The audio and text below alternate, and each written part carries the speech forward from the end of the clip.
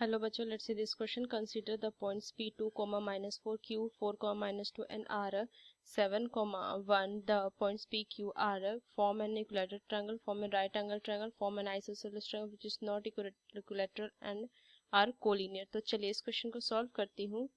की concept apply करूँगी इस क्वेश्चन में. सो डिस्टेंस फॉर्मूला अगर मैं लिखूँ इस क्वेश्चन का, मैं की concept S, so distance formula d is equal to under root x2 minus x1 whole square plus y2 minus y1 whole square. ये कोई दो पॉइंट होते हैं, जैसे एक पॉइंट ए है तो इसके कोऑर्डिनेट्स हुए ये x1 y1 एंड b एक पॉइंट हुआ जिसके कोऑर्डिनेट हुआ x2 y2. इन दोनों का डिस्टेंस मुझे फाइंड करना इस फॉर्मूला से.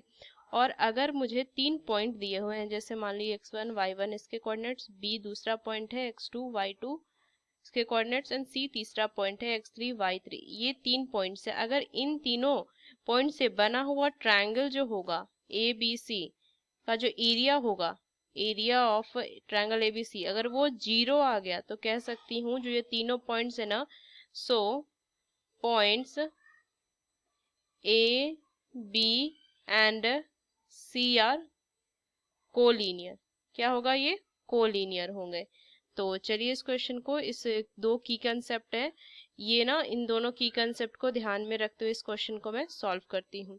सो अगर सबसे पहले मैं पी क्यू फाइंड करूँ, सो क्या हो जाएगा? अंडर रूट ये 2 स्क्वायर प्लस में 2 स्क्वायर डायरेक्ट मैंने लिख दिया, ये कितनी वैल्यू हो जाएगी? Under root 8. So 2 under root 2 ये लिख सकती हूँ.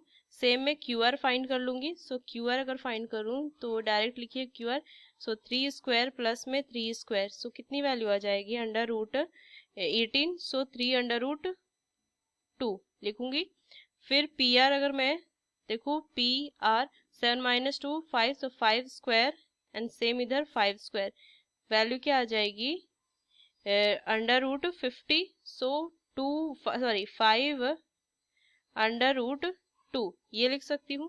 सो अब मैं अगर मैं देखूँ कि पी क्यू स्क्वायर करूँ एंड क्यू आर स्क्वायर करूँ तो इनकी वैल्यू क्या आ जाएगी? 2 under root 2 whole square plus 3 under root square, value कितनी आ जाएगी? 8 प्लस 18 इज इक्वल टू 26. और अगर मैं ऐसा चेक कर रही हूँ पाइथागोरस थ्योरम के लिए.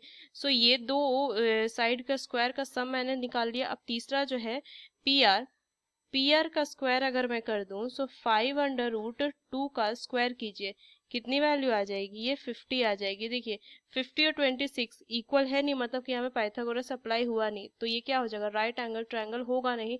ये तो पहले ही इसको हटा दीजिए, ये राइट एंगल ट्रायंगल नहीं होगा.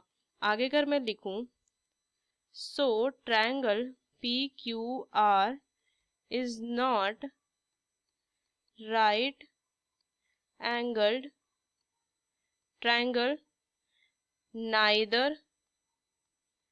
isosceles. ठीक है, आइसोसेलेस भी तो नहीं है, दो साइड भी तो इसका इक्वल नहीं है, ना ही तीनों साइड इक्वल थी, इक्विलैटरल भी नहीं है आइसोसेलेस, और नॉट इक्विलैटरल. तो अगर मैं देखूं जो ऑप्शंस दिए हुए हैं उसमें इक्विलैटरल ट्रायंगल भी नहीं होगा, तीनों साइड अलग अलग है, तो ये भी नहीं होगा. Isosceles triangle but which is not equilateral, isosceles भी नहीं है, दो साइड्स भी इक्वल नहीं है, तो ये भी नहीं होगा. अब बचा कोलिनियर. तो कोलिनियर का अगर मैं देखूं इनका एरिया फॉर्म निकाल के, सो क्या होगा? Area of triangle P Q R. So इसको अगर फॉर्मूला होता है यूजिंग डिटर्मिनेंट 1/2, इनके जो दिए हुए हैं ना एक्स वाई ये कोऑर्डिनेट्स, उनको मैं लिख दूंगी C1 और C2, मतलब फर्स्ट और सेकंड कॉलम में, थर्ड कॉलम 1 1 रहेगा. ऐसे ये थर्ड कॉलम मैंने इस तरीके से लिख दिया. ये हो जाएगा 2 -4 4 -2 7 एंड 1.